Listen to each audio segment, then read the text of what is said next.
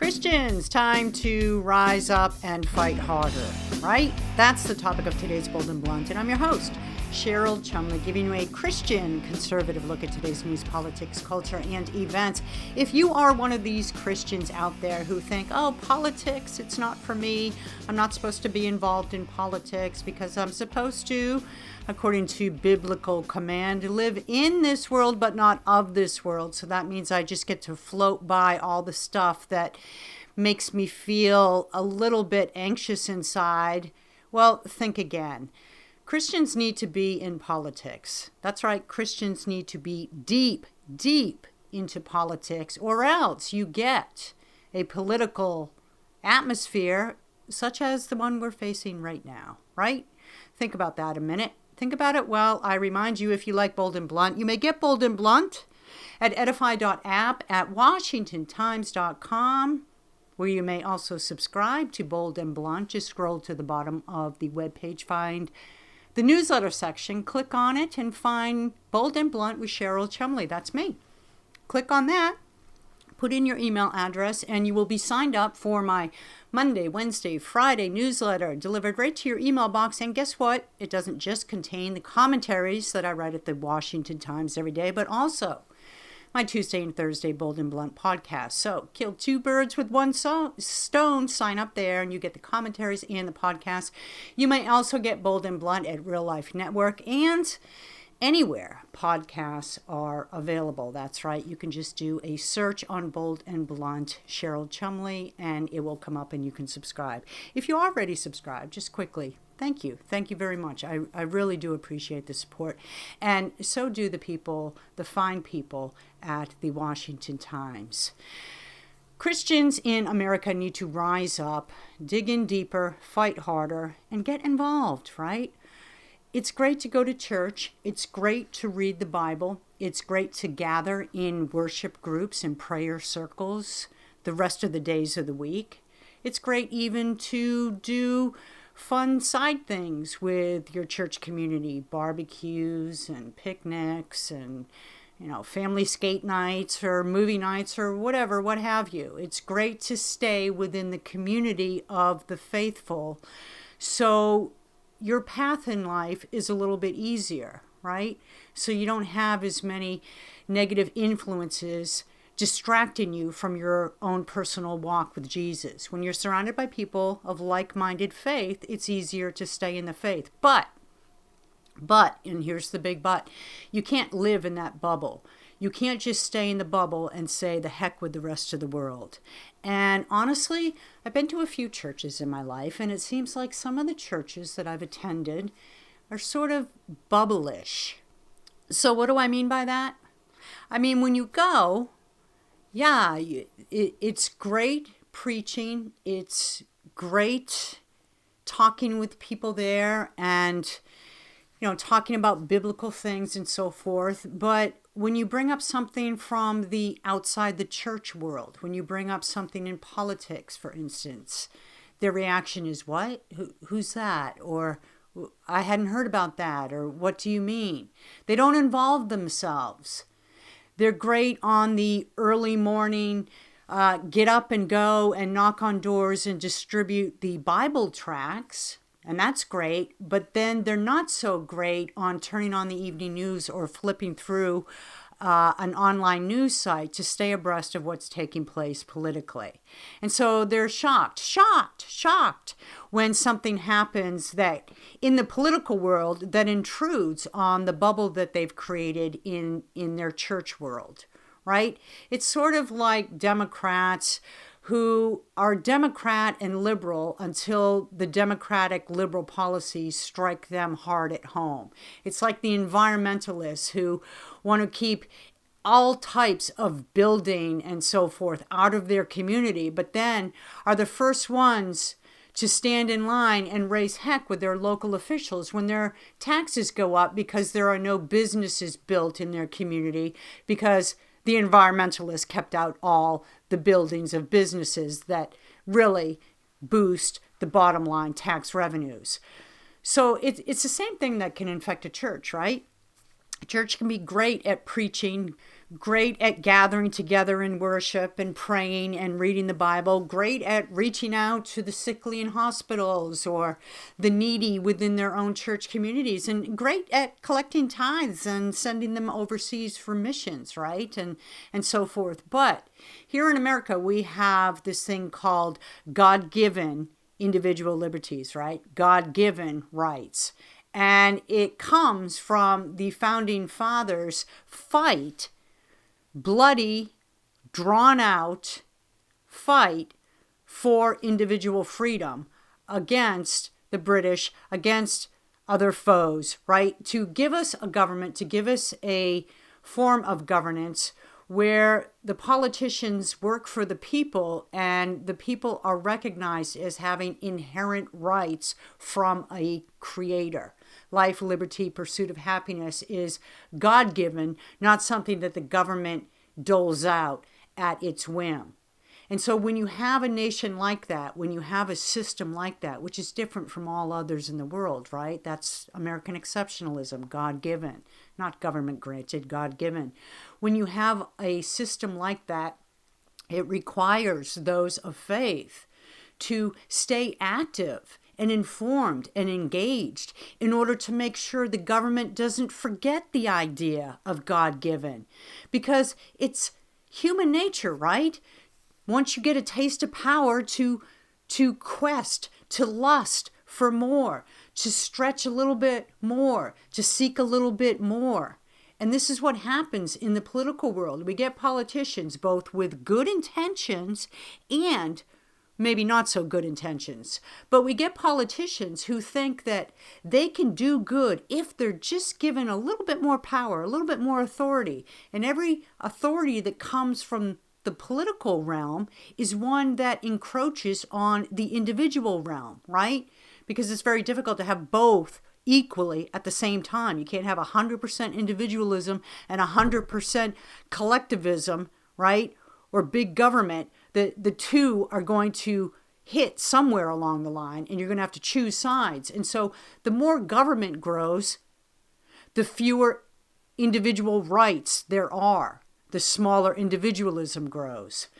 So to circle back to God-given and the need for Christians to be involved, if you have a nation, which we do in America, where rights come from a creator, meaning God, and liberties are birth, right? They're inherent at birth. And government is only there to preserve and protect what we all have as individuals from God in the first place.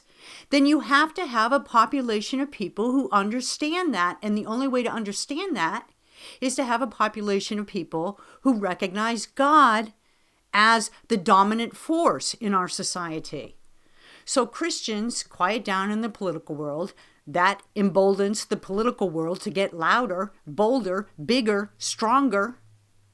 And then that cows the Christian world into submission. It's a cycle, right? It's a cycle. And the ones to blame, really, are the ones in the Christian community who won't fight hard. Yeah, you can blame the political realm. You can blame politicians and big government. But honestly, that's what they do. It's like blaming a leopard for having spots, right? The founding fathers knew this. That's, there's a whole history of arguments how founding fathers came up with, the Bill of Rights versus no Bill of Rights, and the idea of rights from a creator, not from a big federal force. But their arguments only underscore the idea that politicians naturally do what they do. They politic and they grow government. So you can blame the political class for growing government beyond what it should be in this nation, to the point where it's become very burdensome and intrusive and overpowering and immoral in many respects. You can blame them. But I say that's a waste of time. That's what they do. That's what they do. Blame a leopard for spots, right? Okay, we get that. But the real blame lies in those who should know better and who do not fight. Because I think Christians do understand the idea of God being at the helm and all else secondary, right? So that means they understand in concept, in theory, the idea of God-given individual liberties, which is what our nation is based upon, and yet they didn't fight. Didn't fight hard enough, got involved with other things in America, allowed government with its spots, leopard spots and so forth, to do what it does and grow. And now sitting back, here we are in America, 2024, with a feckless puppet president in the White House who walks into walls and trips up and down stairs and calls out dead people. And we have around the nation a growing LGBTQ community that is insane, right? Lunatic fringe. Like Batty, how did they escape from the asylum? Lunatic. And they are being treated as if they're normal. And we all who are calling out their abnormalities as abnormal are the ones that are being labeled as intolerant. Think on that, right? And we have also around the world a growing fiery atmosphere of invasions and wars, and our ally Israel under attack, under assault, and this White House basically pointing fingers at Israel and telling Israel to calm down and stop fighting, even though it was Israel who was attacked viciously, evilly, and is now just trying to defend itself. So right has been flipped for wrong, good has been flipped for evil, and a lot of people are sitting back and wondering, where did this come from? How did this happen? Well, it didn't come overnight. It came because too many Christians in America who should have known better and should have fought harder for what they know better, for what they know to be true in this nation, did not. So what to do now? What to do? Thankfully, there's always hope, right? Because the story of Gideon in the Bible, that's one big show of hope, how it can apply in today's times. And if you don't know it, go read it, right? Gideon and the 300. But God doesn't need 51% majority, right? He doesn't need the majority voting bloc to bring about his will. One person can make a very big difference. And one person that I find makes a very big difference, at least in my life, but I know in way more than just my one life, is Pastor Jack Hibbs, who is a senior pastor at Calvary Chapel, Chino Hills, California. He is one of the top pastors who can take biblical principles and apply them to modern times in a way even the most uneducated of biblical truths can understand. And that's what we need. That's what we need first and foremost in America. Christians who understand how the Bible applies into modern times and what they can do in order to keep up the good fight, meaning the godly fight, in the face of all the evil that's swirling. Pastor Jack Hibbs, I want to thank you so much for being on Bold and Blunt. It is so great to have you here. Cheryl, any time I have the opportunity, any chance I have the time to be with you, I cannot say no to you, Cheryl. I love what you're doing. Keep it up. We're almost to the finish line, so I appreciate you. Well, the admiration runs both ways. I certainly appreciate all you do as well. And I'm looking forward greatly to your new book coming out in February, Living in the Daze of Deception, with a play on the word daze, D-A-Z-E. We certainly are living in the era of deception, aren't we? Well, there's no doubt about it. And when you look around, I mean, Cheryl, you can pick the topic. Any one of your listeners or viewers right now could pick the topic, and they're going to have to deal with deception. If it's university, if it's work, if it's church, if it's life itself, if it's medicine, what is the truth? What's going on? There seems to be a collective global fog that is in the world today of deception, thus the spelling D-A-Z-E to the book. There's a daze, Cheryl. And what's fascinating, and I know you have experienced this as well, when I talk to people and ask them, even non-believers, people who do not believe in the Bible or have any faith at all, they will admit, yeah, you know what, things seem odd. Things are strange. Something's off. And so I do believe we're living in the days of deception. It's funny you say that about how even unbelievers just have a sense that something's a little different nowadays, especially those who have been alive for a few decades and they've seen the radical changes in America. So this has to be coming from something spiritual, right? It's more a demonic force that seems to be seeping into America's culture and politics more than just a political switch. Yeah, well, yes, and yes. Boy, I wish we had a few hours to honestly unpack that, because you hit the nail on the head, Cheryl. What we are living out right now, not only in America, but in the world, is the playing out of what the Bible calls prophecy, but we know in the study of scriptures, eschatology. The Bible is the only book in the world that 27% of the Bible is regarding prophetic events.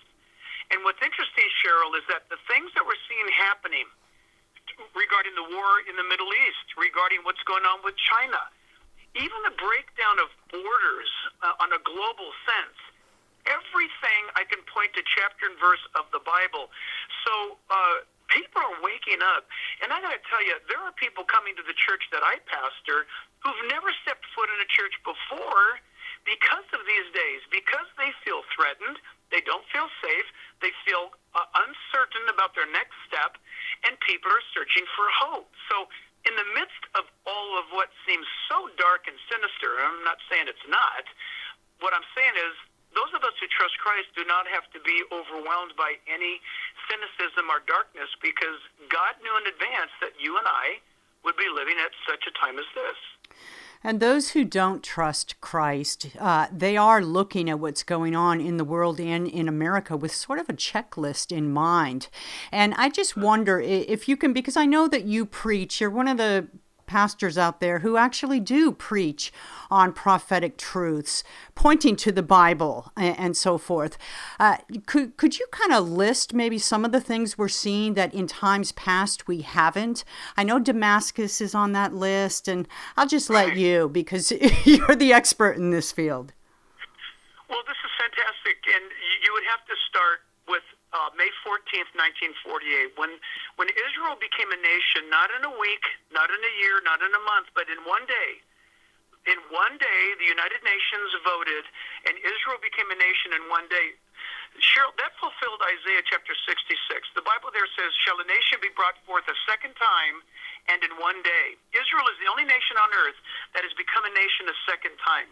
From that time, Cheryl, onward, we have been watching prophetic events unfold. And one of them, for example, the Bible speaks about Russia in the last days. How interesting. Not the Soviet Union, but Russia. And of course, through Ronald Reagan, Mr. Gorbachev, tear down this wall, the Soviet Union broke up and became, once again, Russia. You can unpack that all the way down to Iran. Is not Iran in the Bible. It is Persia. Persia. In fact, if you meet an Iranian, they're very proud to tell you that they're a Persian. What does that matter? In the last days, Persia plays a key role in end-time events. I can go on and on. A cashless system, borderless nations of the world, economic collapse, one world currency, the rise of a global leader where there is a vacuum of leadership. Think of that one right now. These and many more other things are outlined in the Bible so clearly. We just need to pause and take the time to study God's roadmap. And so if you're looking at the political landscape in America, based on what you're saying about prophecy and truths and so forth, should we be more involved as a Christian community in today's politics, or should we sort of shoulder shrug and say, well, these things are going to take place whether we vote or not? Yeah, thanks for the question. I've been living this out ever since I became a believer in 1977. I read my Bible from cover to cover, and it was an easy conclusion that as a Christian, I'm supposed to be involved in every area of life, period. There is no area in this world, especially politics, where there should not be a Christian witness. It's crystal clear. In fact, listen to this. Take a look at how political the Bible is. It talks about kings. It talks about rulers. It talks about governors. It talks about emperors. It talks about despots and dictators. The Bible is a book that gives us the power to shine the wisdom of the Word of God in every area. So yeah, the Christian should be running for school board president. The Christian should be on PTA. The Christian should be running for city council or for governor. Boy, we could sure use that here in California. The Christian should be everywhere. You said, well, Jack, I thought you said Jesus could come back. He could come back any moment, but that's the fuel, Cheryl, that causes me to get involved in everything. I don't know when he's coming back, so I'm going to be very busy about my Father's business until he interrupts my life. But to go put on a robe, so to speak, and sit on the roof and wait for Jesus to take us to heaven, that's not Christianity. We've got to be salt and light now. So let me circle back to your book, Living in the Daze of Deception again. And I'm just curious. There are truths in the Bible where God, and I believe it's in Romans, where God, if you live in sin and you're rebellious and you're adamant in your rebelliousness and don't turn back to God, there comes a time where he gives you over to your lusts. And so in other words, he kind of just says, all right, have at it, do your own thing. And so you become blind to God's truth. So how do you reach those people who are living in deceptions that have been allowed to take place based on their rebellion against God? Boy, I tell you, Cheryl, what a question. It's actually a question that doesn't make me happy to answer. Mm-hmm. You are exactly right. Romans chapter 1 tells us that there comes a time when someone who knows the way, but they reject it, who they live in their sin, predominantly Romans 1 is their aberrant sexuality. They know it's wrong. They continue to do it, and there comes a point where God says he gives them over to a reprobate mind. It's a tragic and terrifying statement in the Romans chapter 1 passage because it means that God is done with them. He's washed his hands of them. And I say that with terror in my heart because there's people I know who are living out that possibility today. The point is, for anyone who can hear us, you and I, speaking right now, Cheryl, if God is saying to them, you need to stop what you're doing, and you need to come back to me. You're either the prodigal daughter or the prodigal son. You need to get home, or he's shutting the door, and it turns out that you were never in his family to begin with. We're living at a time of profound division, and I say that in a good way. God is separating the real follower of Christ from those who pretend. I'm watching it on a weekly basis. I do believe every pastor is in America, if not the world. But boy, did you ask the question. People need to stop and look at their lives and ask themselves, am I living for the glory of God or am I living for the glory of me? Well, friend, don't stay there too long if that's where you're at, because God will close the door someday, just like he did on Noah's Ark. And no matter how bad you wanted to get in, it was too late. Do you think it becomes incumbent on the believers to pray for these people who have been allowed by God to live in their sin, for God to open their eyes? Do you think believers can change God's mind on that? I do not believe that believers can change God's mind based on prayer, because prayer is actually the way that our minds are changed in accordance with his perfect will. However, we are never to stop praying for anyone until they have breathed their last breath. You keep praying. You keep showing them the love of God. And listen, we're supposed to love and speak the truth in love, and then be consistent, be faithful. And let the Lord be the judge at the end. None of us have the authority to judge anyone else. We are called to inspect people's lives to see if they're fruitful or not. But when it comes to such a serious thing that you're speaking of, Cheryl, we are to love them, we're to witness to them, we're to pray for them, and leave the end of that result between them and God. That is frightening. Like you said, then it becomes all the more real, right? And what's alarming to me is I just saw a poll this week. I was doing some research, and only less than 50% of Americans believe in hell, in the concept of hell.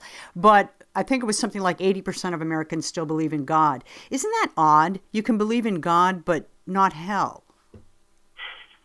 can I be sarcastic with all love and respect? Yeah. It's not odd, Cheryl, because the human nature longs to be religious.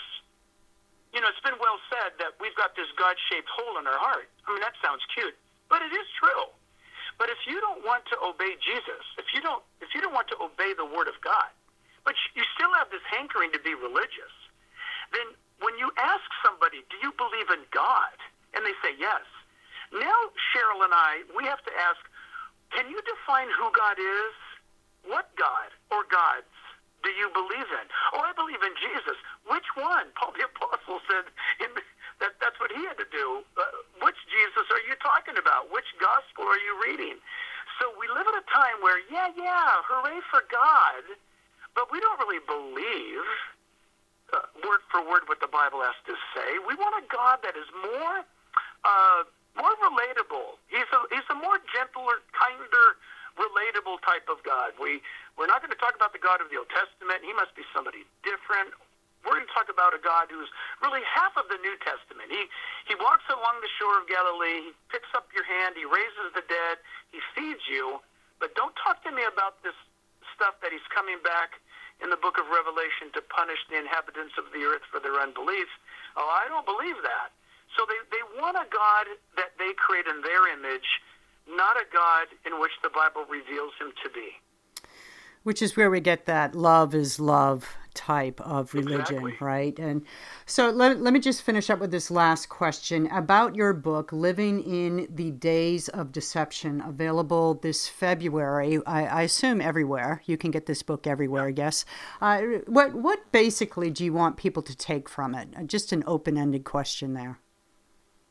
Yeah, my number one concern is that someone's going to assume it's a Christian book for Christians only. And that's what concerns me the most. For example, there's some strategy here. The foreword is written by Mike Pompeo, former CIA director and Secretary of State. That's strategic because I wanted the person who walks by the airport bookstore or wherever they might be at Barnes & Noble and look at a book that says Daze. Well, I feel like I'm in a daze. I want them to walk over to it and see that, hey, Mike Pompeo, I recognize that. And they can pick it up because, Cheryl, here's the honest truth. Does this book contain Scripture? Yes. But it's written for all people who are looking for truth, be it believer to refine and to hone in on the truth, or a non-believer to pick it up and say, you know what? I think I might want to give this a read because I feel like I'm living in the days of deception. And so there's a lot of things in here from talking about Genghis Khan to meteorological events, to warfare, to faith, and to demonic activity, and relationships, marriage. Why is my marriage struggling? What's going on here? And it's just really all around. But Cheryl, I'm concerned that somebody might walk by and just think it's a Christian book and thereby conclude they don't need it. So the cover is strategic, the foreword by Secretary Mike Pompeo is strategic, and the title, Living in the Daze. And if you walk by a bookstore, all you really see are the words D-A-Z-E popping out in your face. All that's for a purpose to get everybody to read it. Very smart, very smart. Sounds like what founding fathers lived, right? Mixing their politics with their faith. Very American. Yeah. Pastor Jack Hibbs, thank you so much. Thank you so much for all the work you do on behalf of God, really, and America. And thank you so much for coming back on Bold and Blunt. Well, Cheryl, I thank you. And I know that you are a warrior princess yourself, and we'll do this together. Pastor Jack Hibbs, one of the best pastors in America, Calvary Chapel, Chino Hills. I always have trouble saying that word. C-A-L-V-A-R-Y is the proper way to spell it. So look it up online. You can catch his services every Sunday and Wednesday, and he is involved in a host of other faith-based preachings that always tie so effectively the Bible to modern day events and culture. I really implore you to check him out. Pastor Jack Hibbs. So pick up his book as well. It will help you see with clear, biblically based eyes. In other words, how God would view things, what's taking place in culture, politics, society at large, and really Once you understand things, it makes it easier to deal with them, right? It's the unknowing, it's the confusion that really ratchets the anxiety. So why not take a Christian conservative look at what's taking place in the world and gain a little insight, understanding, and of course, accompanying peace. I want to thank you for listening and remind you you may get Bold and Blunt at edify.app, at washingtontimes.com, at Real Life Network, which is Pastor Jack Hibbs' faith-based news outreach in California, and of course wherever podcasts are offered. Tune in next time, and in the meanwhile, don't forget, stay blunt, stay bold.